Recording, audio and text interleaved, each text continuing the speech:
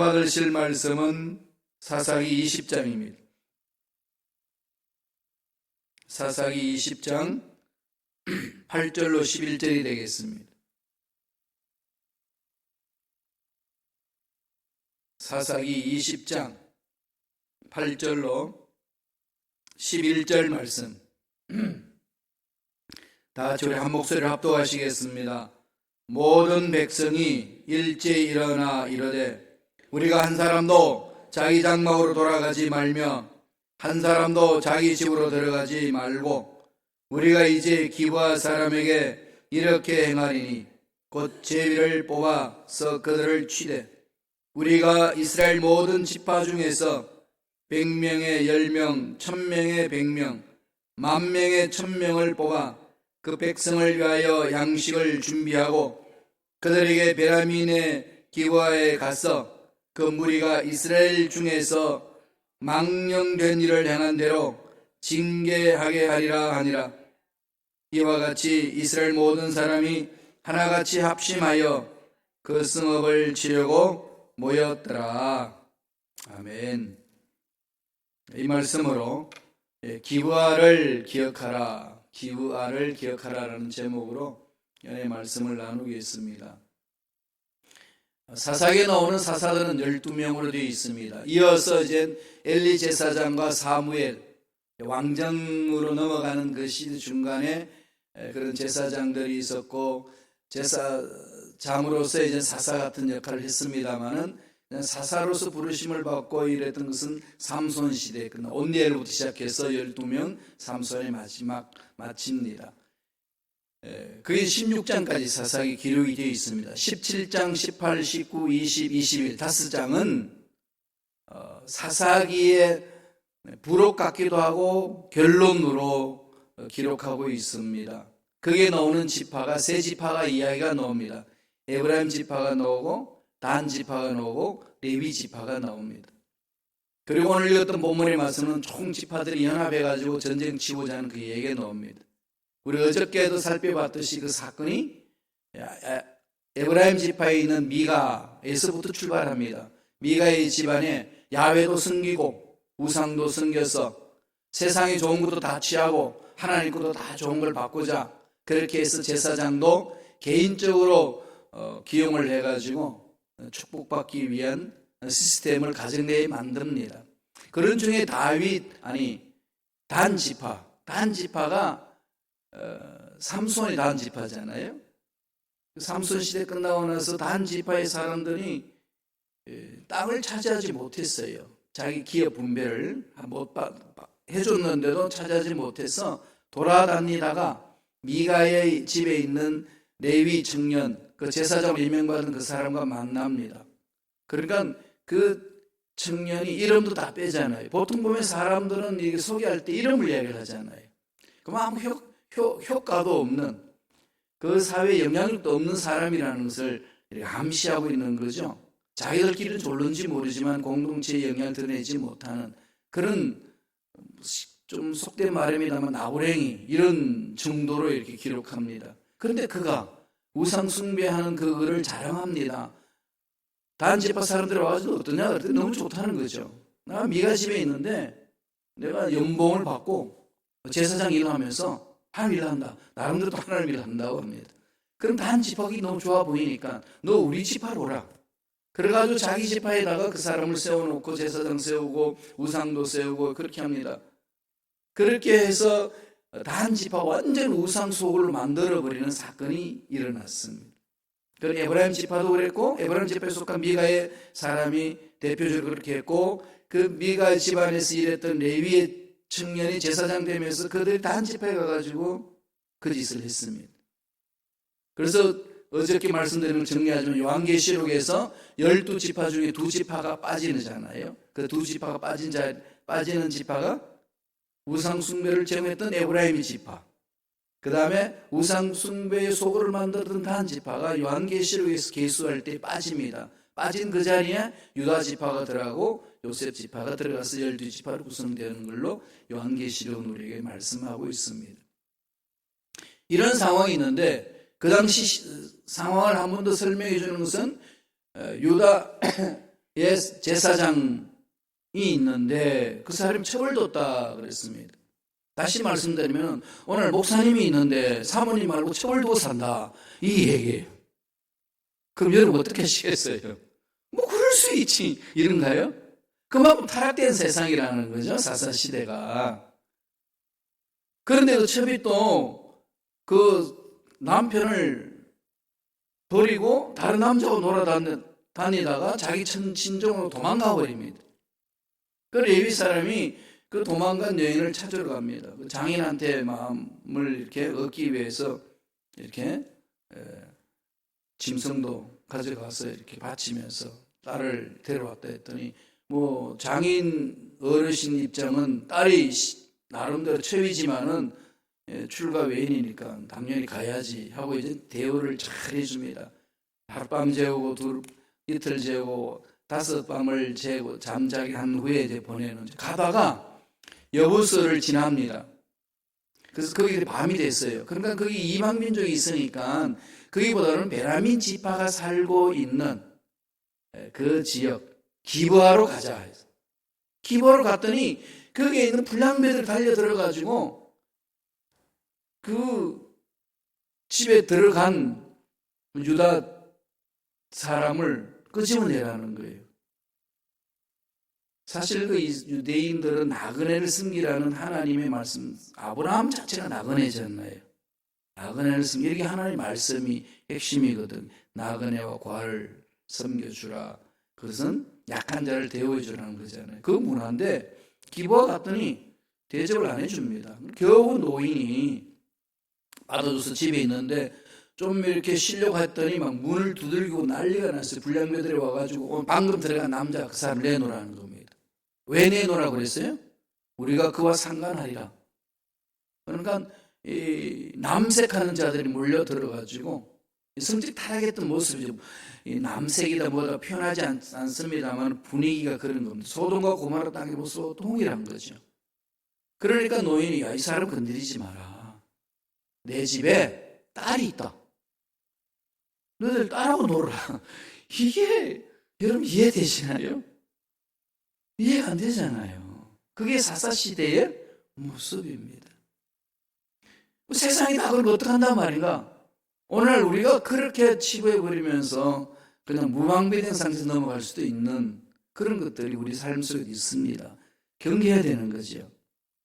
그러더니 결국은 딸도 아니고 레위 사람이 자기 첩을 내줍니다. 아주 못된 인간이죠, 그죠? 끝까지 지켜줘야지. 내줍니다. 데려갈 때는 언제고? 또 데려왔으면은 지가 목숨 바쳐서 이렇게 지켜줘야 되는데 내줘요. 그러니까 그 첩을 그 불량배들이 밤새도록 윤관을 해서 죽습니다. 그래서 죽은 그 첩을 깨워보니까 시체로 변한 거죠. 그걸 싣고 와가지고 집에 와가지고 토막을 냅니다. 12토막으로. 그 사건이 그 기브아 사건입니다. 이게 그냥 인간 존중과 이게 모든 것이 다 파괴되어 있는 그 상태. 영적 타락으로 일어난 결과 아니겠습니까? 영적 타락으로 가면 결론은 도덕적인 타락이고 세상은 악해집니다. 그걸 다 12망을 내가지고 토막을 내가지고 유다 지파에게 다 보냅니다. 지도 하나 가지고 다른 사람 다 가지고. 그러니까 그동안에 무방비 상태로 모이자 달려들자 꿈쩍도 안 하더니 시체 토막을 보고 이게 엄청난 문제가 일어나기 시작합니다. 속이 부글부글 끓는 거죠. 그래서 그 지파들이 다 모였어요. 12지파 모여가지고 기브아 사람 베냐민 지파에게 가서 기브아에 있는 그 사람 그 불량배들을 우리 잡아서 족치자 이거예요. 그러니까 그럼 모여서 내놓으라 그러니까 또 이 베냐민 지파가 또 고집이세요. 그들 내주면 되잖아요. 죄를 끊어버리면 되는데 왜 우리 지파 건드리냐? 꼭 대한민국에 와 선거할 때마다 막 도가 막 나눠지는 것도 똑같아요. 왜 우리들 건드리냐? 못 내준다는 거예요. 그래서 전쟁이 붙어요. 그래서 지파 간에 전쟁이 있는데 연합 지파가 모여가지고 베냐민 지파를 완전히 그냥 속된 말로 전멸하다시피 그냥 죽입니다. 그 사건이 오늘 본문의 말씀에 나오는데 1차 패전, 2차 패전하고요. 근데 연합군들이 베냐민 지파 조그마한 그 지파에 두 번이나 당합니다. 세 번째 전쟁을 쳐서 이기고 베냐민 지파가 거의 전멸되다시피 그렇게 해서 결혼도 하기 힘든 그런 상황에 숫자적으로 궁지에 몰리기 시작했습니다. 이러면서 하나님이 이 사건을 통해서 우리에게 주시는 교훈이 있습니다. 기브아를 기억하라. 이 기브아는 끔찍한 사건이잖아요. 잊지 말라는 거죠. 유교를 기억하라. 무슨 말이죠? 유교의 원흉을 죽여버리자. 이런 원수 갚음으로 가는 게 아니라 우리가 힘을 길리고 우리가 서로 나라를 지키고 화해하고 두 번 다시 전쟁이 일어나지 않게 하자. 이런 의미 아니겠어요? 3.1 운동을 기념하라 이 말은 그 일본 사람을 다 죽여버렸습니다. 이런 거 아니잖아요. 두 번 다시 우리가 다른 민족의 짓밟히지 않도록 힘을 기르고 우리가 우리를 지키자. 이러면서 서로 기념 행사를 하는 거 아니겠습니까? 기브아를 기념하라. 기억하라. 그 의미가 담겨 있습니다. 어떻게 해야 될까요? 오늘 이 본문의 말씀을 통해 가지고 하나님이 우리에게 주시는 것은 신앙생활의 놀라운 기준을 제시하고 있어요. 두 가지입니다. 첫째로 분을 다스리라는 거죠. 분을 다스리라.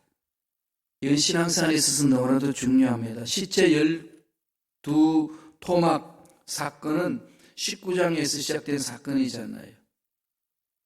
그러니까 이스라엘 백성들이 시체의 토막이 다 지파마다 하나씩 나와 있는 걸 안고서 막 몸부림을 치는 거지. 누가 이 짓을 했냐. 그래서 레위인을 부릅니다. 불러서 들어보니까 그 여부수 동네를 지나서 기브아를 갔는데 기브아의 불량배들이 이 짓을 했다는 거죠. 이 사람들을 우리가 가만두면 가만둬서는 안 된다. 그만둬서는 안 된다. 이런 막 속에 막 감정이 불불 끓는 것들을 가라앉히를 못합니다. 그래서 결론은 뭐라고 그랬죠? 아까 말씀드린 것처럼 우리가 모여서 그 기브아의 불량배뿐만 아니라 베냐민 전체를 우리 휩쓸어버리자. 이 얘기입니다. 말씀을 하나씩 보면서 갈까요? 그들이 결심한 유대인들이 다 모여가지고 결의한 내용이 8절 9절에 나옵니다. 다 같이 한 목소리로 천천히 읽겠습니다. 모든 백성이 일제 일어나 이르되 우리가 한 사람도 자기 장막으로 돌아가지 말며 한 사람도 자기 집으로 들어가지 말고 우리가 이제 기브아 사람에게 이렇게 행하리니 그 제비를 뽑아서 그들을 치되. 기브아 사람들의 만행에 대해서 이스라엘 백성들이 다 그냥 분이 나서 감추지는 못합니다. 참 묘하지 않나요? 그렇게 이방 민족이 들어왔을 때에 막 몰아내자 뭉치자 그래도 꿈쩍도 안 하더니 이 사건이 일어나온 이후부터 이들이 그냥 똘똘 뭉칩니다. 이러한 부분에 있어서 하나님이 우리에게 주시는 메시지는 우리들도 신앙생활 하다 보면 감정 싸움으로 번질 일들이 많다는 거죠. 나와 너와의 문제, 부부 간의 문제, 부모와 자식 간의 문제, 교회 공동체에서 일어나는 모든 문제 속에서 그 분을 참지 못해서 폭발할 수밖에 없는 상황들이 많이 있습니다. 그럴 때는 어떻게 해야 될까요? 말씀에 훈련되어 있는 사람들은 하나님 앞에 와서 진심으로 자기 자신을 내려놓고 이 상황이 뭔지를 분석하면서 지혜를 구하는 거 아니겠습니까? 하나님이 지혜를 구해야죠. 이 상황이 왜 일어났는지, 무엇이 문제인지 찾아가야 되죠.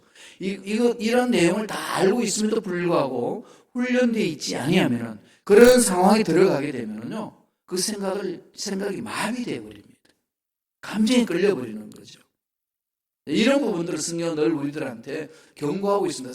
사도 바울도 에베소 교인들에게 그 말을 권면하고 있죠. 사도 바울이 권면하는 말씀을 볼까요? 오늘 말씀과 같은 맥락입니다만 보겠습니다. 에베소서 4장 26절 27절 다 같이 읽겠습니다. 분을 내어도 죄를 짓지 말며 해가 지도록 분을 품지 말고 마귀에게 틈을 주지 말라. 두 가지잖아요. 분을 내는 것 허용합니다. 분이 나면은 분을 내야 돼요. 무조건 참으면 안 된다고 그랬잖아요. 그게 쌓이고 쌓이면 울분이 한이 맺혀가지고 어느 순간 폭발합니다. 그 폭발하는 것이 인간에게 오는 병으로 오지 않나요? 참으면 무슨 병이 많이 오죠? 속병이 걸려요. 신경쇠약이 있든지 신경성의 질환이 있든지 아니면은 암으로 온다든지 등등 여러 가지 어려운 점이 있습니다. 이것은 잘 분을 내셔야 됩니다. 분 내는 걸 잘해야 돼요. 성숙한 사람과 성숙하지 못한 사람은 분내는 것에 높낮이가 있습니다. 어린아이들 보세요. 통제 못하잖아요. 그냥 다 터뜨려 버리잖아요. 어른들은 어떻게 하신가요? 물론 그런 어린아이처럼 폭발하는 사람도 있어요. 어른은 통제할 능력이 있죠. 성숙해 있으니까, 인격적이니까. 그렇지 못한 사람들은 그만큼 성숙하지 못한 거죠. 어린아이 모습 그대로 드러나는 겁니다. 어릴 때의 모습 그대로. 이것이 나이가 들면서 다듬어지는 거잖아요. 신앙이 성숙한 사람들은요, 분낼 때 정말 잘 냅니다. 그리고 의로운 분노를 내는 거죠. 오늘 바울이 이야기한 것처럼 분을 내어도 분을 내라는 거죠. 그런데 뭐 하라는 거죠? 죄를 짓지 마라. 이게 정말 어렵죠, 그죠? 어렵다고 내팽개칠 문제는 아닙니다. 어떻게 될지 이 자신을 다듬어야 되는 거 아니겠어요? 이게 신앙생활이죠. 이게 하나님 앞에 선택받은 사람들의 삶의 자세 아니겠습니까? 죄를 짓지 말라, 분을 내되 해가 지도록 분을 품지 말라, 그거잖아요. 그러면서 결론 뭐라고 그럽니까? 마귀에게 틈을 주지 마라. 마귀는 호시탐탐 노리는 거죠. 넘어뜨릴 수 있는 기회를 찾습니다. 인간의 심리를 파고 들어오잖아요. 마귀는 우리 심리를 이용하는 거죠. 어디를 건드리면 얘가 넘어지는지를 마귀는 매하는 짓이 그 짓이거든요. 그러니까 여러분 그게 깨있지 아니하면은 당할 수밖에 없잖아요. 아무 일도 아닌데 그게 뭐 일파만파로 그냥 번지는 경우가 얼마나 많은지 모릅니다. 내 인생 송두리째 그냥 불사버릴 수 있는 일로 번질 때도 있습니다. 하나님이 말씀하는 거죠. 마귀에게 틈을 주지 마라. 분은 내라는 거죠. 마귀에게 틈을 주지 마라. 레위인이 말하는 것을 이스라엘 백성들이 듣고 나서는요, 너무 화가 나가지고 어느 누구도 어르신이 나와가지고 이 문제를 그렇게 풀면 안 된다, 이렇게 말하는 사람이 없었어요. 그래서 사사시대에 어른이 없는 거죠. 각자의 생각대로 해버리는 겁니다. 그러다가 보니까 딱 내린 결론은 이 일을 일으킨 기브아의 불량배들을 보호하는 베냐민을 우리는 치자. 그렇게 기회를 하는 거예요. 그런 결론은 어디서 나왔죠? 분을 다스리지 못한 결론이에요. 이건 우리 신앙생활에 비일비재하게 일어날 수 있는 사건들입니다. 늘 마음판에 새기셔야 돼요. 바울이 말한 것처럼 분을 내되 죄를 짓지 말고 밤새도록 해가 질 때까지 분을 품지 말고 마귀에게 틈을 주지 마라. 자르라는 거죠. 이게 첫 번째 우리에게 주는 메시지고, 두 번째는 주신 메시지가 뭘까요? 진심으로 하나님께 묻고 행하라는 거죠. 진심으로. 제가 진심으로 그랬습니다. 오늘 본문 말씀 보면은요, 이스라엘 백성들이 물어요. 하나님께 묻고 가거든요. 그런데 연합군이 베냐민 집하고 싸우러 가면서 묻습니다. 조그마한 지파와 연합군이 싸우는데 1차 패배합니다. 말도 안 되는 사건이 나와요. 그 말씀을 하나씩 우리 살펴보면서 보겠습니다. 사사기 20장 18절 볼까요? 다 같이 읽습니다. 이스라엘 자손이 일어나 베델에 올라가서 하나님께 여쭈어 이르되 우리 중에 누가 먼저 올라가서 베냐민 자손과 싸우리까 하니 야훼께서 말씀하시되 유다가 먼저 갈지니라 하시니라. 하나님이 그냥 허용을 해줘요. 그렇게 갔더니 어떻게 될까요? 그 전투 결과는 오히려 연합군이 베냐민한테 패배당합니다. 당합니다. 그래서 22,000명의 희생자를 냅니다. 엄청 타격을 입은 거죠. 아니, 하나님께 물어봤더니, 하나님 가라고 갔더니 당해요. 이게 우리 신앙생활 중요한 부분 아니세요? 그래가지고 2차 다시 갑니다. 2차 다시 전쟁 치러 가는데 23절에 나와요. 다 같이 읽어볼까요? 한 목소리 읽습니다. 이스라엘 자손이 올라가 야훼 앞에서 저물도록 울며 야훼께 여쭈어 이르되 내가 다시 나아가서 내 형제 베냐민 자손과 싸우리까 하니 야훼께서 말씀하시되 올라가서 치라 하시니라. 싸울까요? 베냐민이 형제 베냐민을 칠까요? 그랬더니 올라가서 치라. 그렇게 쳤어요. 2차 때 어떻게 됐을까요? 또 패배당합니다. 첫 번째 전투에서 22,000명이 당하고요. 두 번째 전투에서 18,000명이 당합니다. 그래서 도합 4만 명을 잃습니다. 오늘 베냐민 지파하고 숫자로 비교하면은요, 말도 안 되는 거예요. 명분도 맞는 거고, 수적으로도 연합군이 많은데, 왜 베냐민 지파한테 당했을까요? 하나님한테 물어봤더니, 가라고 해서 가서 쳤는데, 그냥 당하는 거죠. 뭘까요? 이 부분 우리에게 주시는 메시지가 강하잖아요. 첫 번째 물어보고 올라갔더니 당했어요. 두 번째 물을 때에 뭐라고 그럽니까? 형제 베냐민이라는 단어를 씁니다. 그러니까 전쟁 자체에 대해서 하나님께 묻는 거죠. 그럼에도 불구하고 깨집니다. 무슨 얘기일까요, 이게? 하나님께 묻는, 처음부터 묻는 걸 가만히 뜯어보세요. 순서가 바뀌어 있어요. 뭘까요? 이미 베냐민을 치자고 저희들은 결정을 하고 하나님 앞에 묻습니다. 우리들이 하나님의 뜻을 물을 때 이런 일을 많이 합니다. 이미 뜻은 정해졌어. 내가 어떻게 할 것인지 다 정해졌어. 하나님께 묻는다고 묻습니다. 하나님 뭐라고 말씀하시겠어요? 자기 생각을 안 내려놓는데 하나님 뭐라고 말씀하시겠어요? 그냥 자기 생각이 하나님 뜻으로 둔갑시키는 일로 일어나는 겁니다. 하나님의 주권을 안 맡기는 거죠. 내가 주권자예요. 여기는 낭패입니다. 예를 들자면은 어떤 형제가 한 자매를 너무 사랑해, 뜨겁게. 너무 좋아요. 그래서 이제 마음의 결정이 있었습니다. 이 자매와 사귀어야 되겠다고, 결혼하겠다고. 그랬는데 하나님께 물어봐야 되겠다고 기도하러 기도원 가서 기도합니다. 저를 어떻게 물을까요? 이 자매가 나와 결혼할 수 있는 자매입니까? 물으면 어떤 대답이 올까요? 맞다. 그 말밖에 안 들리는 거죠. 왜 그럴까요? 이미 결정하고 올라간 거죠. 이미 자기 마음은 결정했습니다. 그럼 하나님께 그것을 들려달라고 이미 잠재의식 속에 생각 속에 다 들어있는 거죠. 이런 것은 함정이 있습니다. 하나님이 원하시는 마음은요, 다 깨지는 마음이에요. 다 내려놓습니다.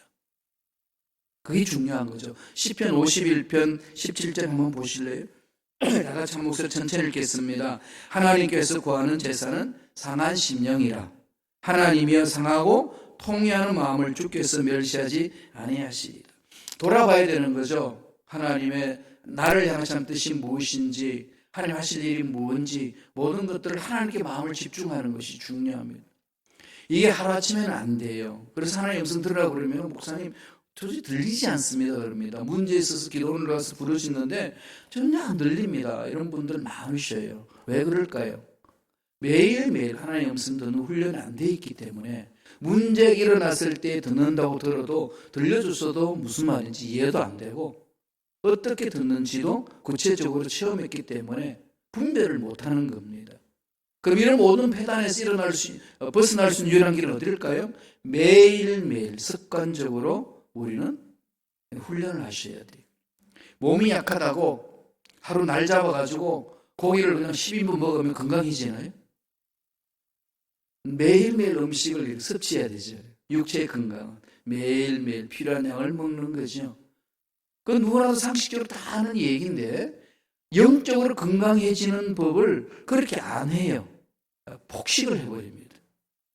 그리고 폭식하고 나서 수련회 갔다가 부흥회 갔다가 이제는 건강하다 그러는 거죠.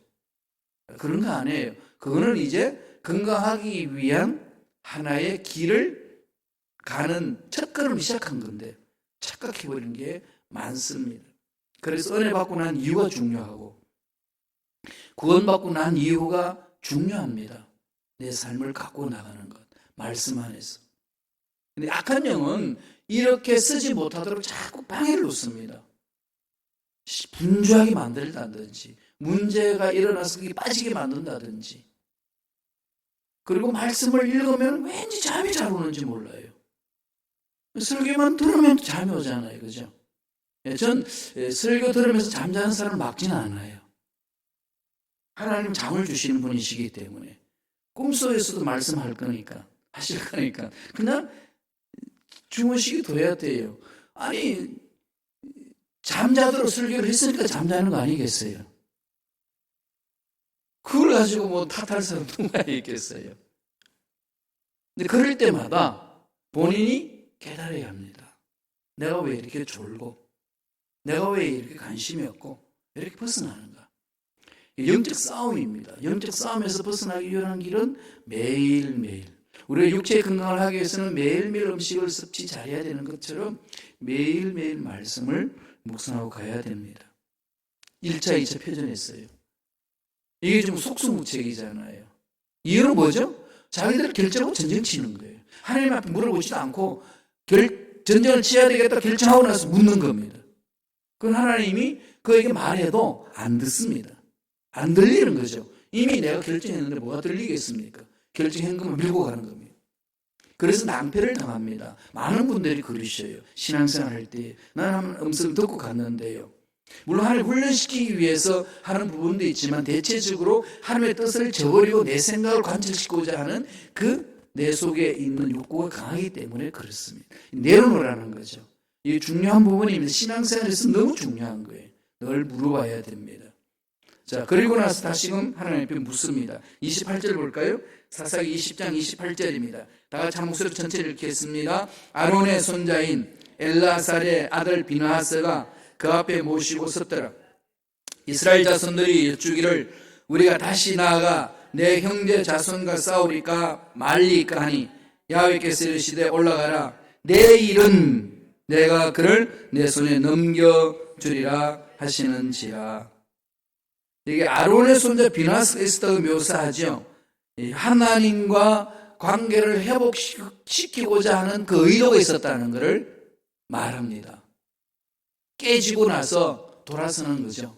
아, 이건 아니구나. 하나님이 그들에게 교훈하는 겁니다. 자기들이 결정하고 난 것은 그대로 놔두는 거죠. 깨달을 때까지. 하나님이 우리를 훈련시키기 위한 방법으로 그냥 두실 때 있어요. 그냥 일이 잘 풀어진다고 하나님이 완전히 인정한 뜻은 아닙니다. 허용해 주는 거죠. 훈련시키기 위해서. 그런 일 있습니다. 그래서 늘 말씀 안에 돌아와서 자신을 돌아보면서 진정 하나님의 뜻이 어디에 있는지를 물어봐야 되는 거죠. 1, 2차 패전하고 나서 진정으로 와서 하나님께 묻습니다. 그리고 나서 어떻게 했을까요? 이기죠. 그래서 베냐민을 거의 전멸시킵니다. 하나님이 이 사건을 들어주는 게 뭐죠? 쌍방과실이 있다는 거죠. 연합군 이스라엘들도 문제가 있었고 베냐민도 문제가 있었습니다. 이 전체를 다 하나님이 교훈하는 방법으로 베냐민을 통해서 연합군을 깨게 하고, 그래서 두 번 지고 나서 진정한 그들이 깨닫고 돌아왔을 때에 하나님이 그 베냐민을 심판하는 도구로 쓰십니다. 하나님은 죄를 품고 가시진 않아요. 다 정리하고 깨끗하게 하늘 뜻 안에 쓰게 하신 다음에 하나님의 일을 이루시는 분이십니다. 이게 우리 신앙생활이 중요한 거죠. 그래서 어떻게 해야 되죠? 진심으로 내 생각, 내 계획, 내 방법 내려놓는 훈련을 하셔야 돼요. 다 내려놓습니다. 하나님 뭐라고 말씀하셔도 그 말씀에 순종하겠습니다. 여기서부터 출발하지 아니하면 이런 낭패를 당합니다. 신앙생활의 중요한 부분이에요. 두 가지. 언제나 우리가 마음만 새게 되는 거죠. 사건이 일어났을 때 내 감정이 엉켜 있고 나를 그냥 넘어지게 만드는 그 사건이 있을 때의 그 분노 다스려야 됩니다. 말씀으로. 그냥은 안 돼요.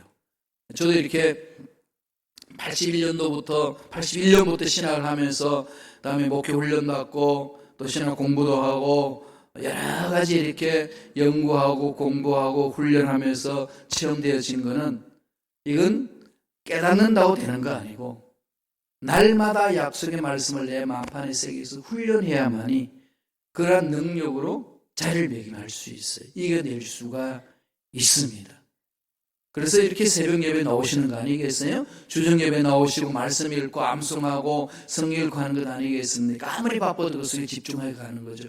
그럴 때 능력이 생기고 분별력이 있습니다. 다스릴 수가 있어요. 성령이 나를 사로잡아 주시니까. 그리고 하나님 뜻을 진심으로 물으셔야 돼요.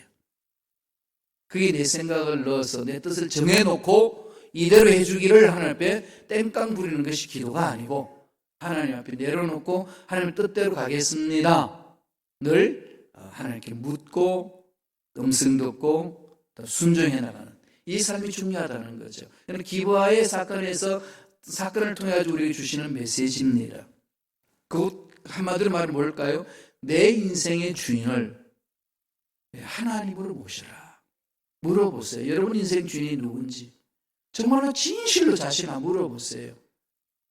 정말로 내 인생, 이 상황 속에서 내 인생의 주인이 누군지, 돈인지, 명예인지, 쾌락인지, 하나님이신지.